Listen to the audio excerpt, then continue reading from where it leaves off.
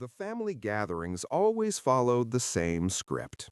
My older brother, Ryan, would arrive in his leased Tesla wearing a Patagonia fleece that cost more than my monthly rent and launch into the latest round of his venture fund's exits.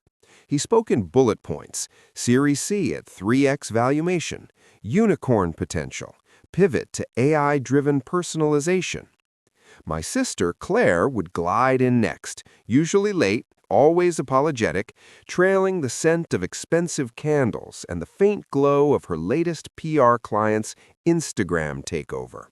She ran a boutique agency that specialized in authentic storytelling for disruptive brands. Her stories were never about people like me. And then there was me, Daniel Park, the substitute teacher. They'd ask the polite questions, still subbing, any permanent positions on the horizon, and nod sympathetically when I said yes, still subbing, still waiting for that elusive full-time contract in the district. They never asked what I taught. They never asked why I volunteered for every extra shift, every science fair set up, every after-school robotics club. They assumed I was stuck. Comforting, in a way. It let them feel superior without guilt. Ryan once offered me a real job at his fund, something administrative, data entry adjacent. "You're good with numbers, right? Spreadsheets?" I thanked him and said I'd think about it.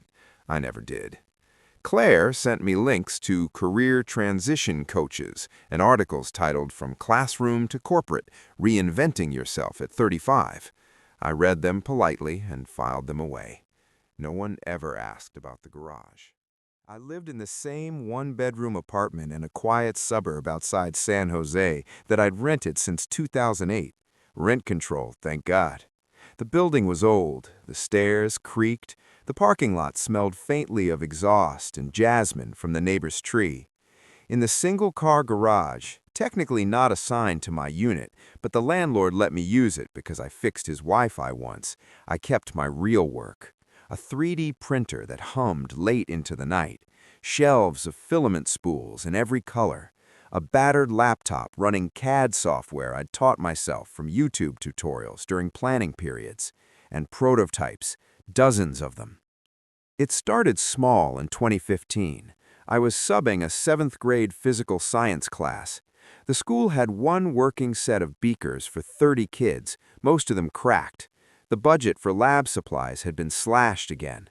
I watched a girl named Maria try to measure volume with a plastic cup because the graduated cylinder was missing. She looked embarrassed.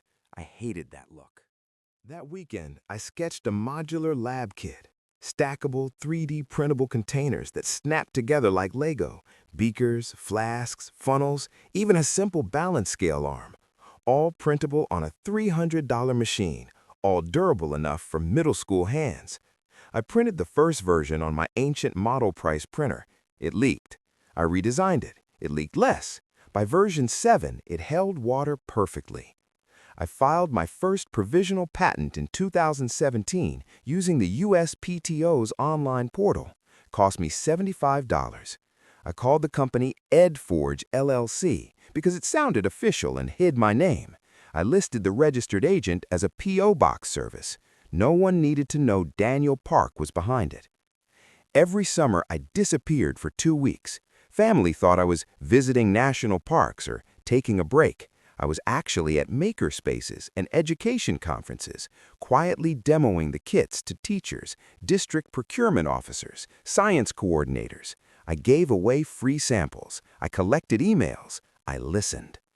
By 2019, I had 3 full patents granted: the modular chemistry set, a printable electronics breadboard system with snap-in components, and a low-cost optics bench that used phone cameras for diffraction experiments. Licensing fees started small, $500 here, $2,000 there from charter schools and STEM nonprofits. I funneled every cent back into more prototypes, better printers, legal fees. I kept teaching. Subbing paid the rent, the patents paid for filament, and filament paid for progress. Then came 2020. The pandemic hit.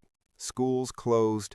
Ryan's fund lost 40% in the March crash, but rebounded on Zoom and DoorDash bets. Claire pivoted her agency to crisis communications for remote brands. Both made more money than ever. I worked every virtual sub-shift the district offered. Between Zoom classes, I printed ventilator adapter prototypes for local hospitals, donated, no charge. I also printed thousands of kit components. Districts desperate for at-home science were willing to pay. EdForge signed its first big district-wide license with a mid-sized California system, $180,000 up front, plus royalties. I bought a second printer, then a third. By 2022, I held 17 patents. The portfolio included software now too, an app that let teachers scan printed components and run virtual simulations.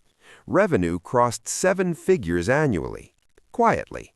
I still drove the 2009 Prius, still shopped at Costco, still answered the phone substitute teacher when family called. In 2023, Ryan's latest portfolio company, BrightPath EdTech, raised a $45 million Series B. Their flagship product, an innovative modular STEM lab system for K-8 classrooms, snap-together beakers, printable circuits, optics benches that used phone cameras. Every core feature infringed at least 3 of my patents. Their pitch deck used phrases I'd written in blog posts no one read. Their demo video showed kids assembling kits that looked exactly like mine, because they were mine, reverse-engineered from samples I'd given away years earlier. Ryan called me in October 2023. "Hey, little bro, got a minute? We're doing diligence on one of our companies, BrightPath. They're getting ready for a big round. Some IT questions came up. You're good with this stuff. Any chance you could take a quick look at their patents? Just casual." I said sure. Sent him a polite email the next day with a list of my 17 patent numbers. No commentary, just the numbers. He called back within the hour, voice tight. "Daniel, these are yours?" "Yes." Silence. Long silence. "The whole product infringes?" "Pretty much." Another pause. "We need a license, fast. The Series B term sheet is next week. Investors are asking about freedom to operate." I let the silence stretch. "Ryan," I said finally, "I'm happy to discuss terms, but I'd like to do it in person. Family dinner next month?"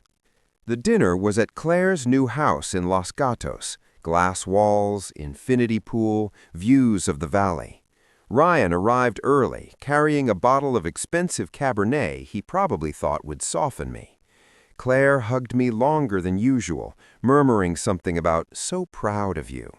They both looked like people who'd rehearsed their lines. We sat in the living room after appetizers. Ryan opened his laptop. "We've run the numbers," he said. "A non-exclusive license at standard industry rates, say 5% royalty on net sales, capped at $2 million per year, plus a one-time payment of $1.5 million to cover past infringement. We'll credit you in all marketing materials going forward. IP developed by Daniel Park. Sound fair?" I sipped my water. "Counter," I said.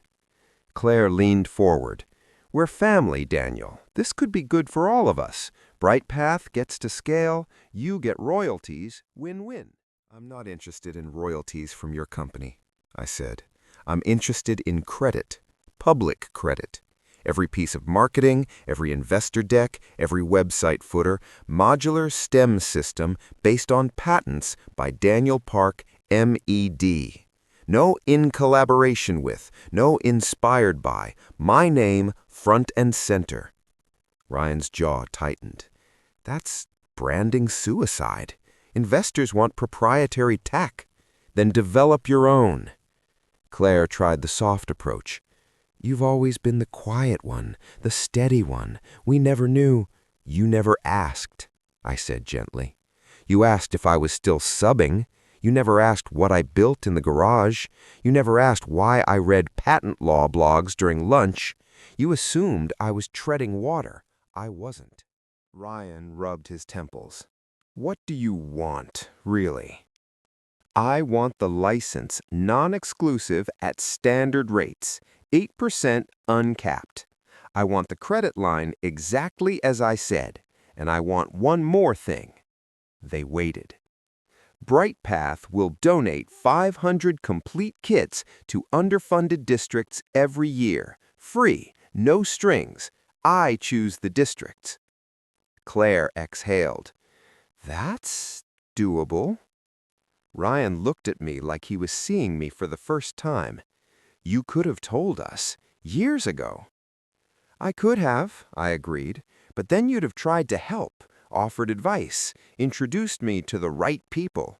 I didn't need help. I needed time and space and the freedom to be underestimated. The term sheet arrived 2 weeks later, handwritten red ink on the signature page. Inventor credit, danielpark.med. All marketing materials, investor presentations, website, product packaging. They signed. BrightPath survived the round, valued at $220 million post-money. Their homepage now features a small but permanent section, IP Origins, Modular STEM Innovations patented by Daniel Park, educator and inventor. At the next family gathering, Thanksgiving at Ryan's new place in Atherton, they still called me the sub, but the tone had changed, softer, curious, almost respectful. Claire asked quietly over pie, "What are you working on next?" I smiled. A biology kit, printable microscopes with LED illumination, targeting Title I schools. Ryan raised his glass. To the sub who out-invented us all. I clinked my glass against his. Some lessons are best taught quietly. Some patents speak louder than any Series B announcement. And sometimes the person everyone thought was filling in for someone else turns out to have been building the whole damn curriculum from the ground up. I still sub 3 days a week. Kids still need someone in the classroom, and I still like the view from the back row, watching, listening, planning the next prototype while the rest of the world thinks I'm just waiting for a permanent spot. I'm not waiting. I've been permanent all along. Moral. True protection doesn't always come from power or money. Sometimes it comes from listening to a quiet warning, trusting your instincts, and valuing kindness over haste.